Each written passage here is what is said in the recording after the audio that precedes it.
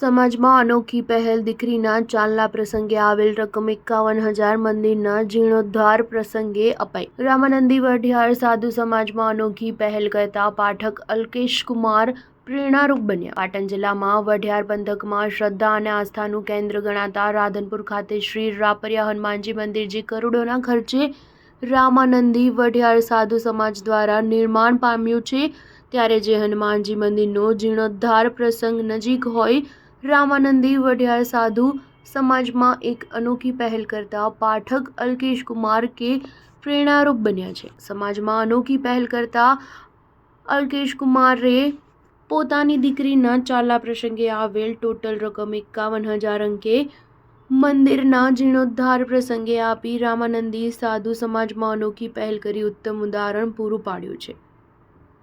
અમદાવાદ નિવાસી પાઠક અલ્કેશ કુમારના દીકરી રિયાબેનના લગ્ન રાધનપુર તાલુકાના મોટી પીપળી ગામના રહેવાસી નિમાવત જનકદાસના સુપુત્ર રાજકુમાર સાથે કરેલ, જેઓ હાલ UK લંડનમાં રહે છે.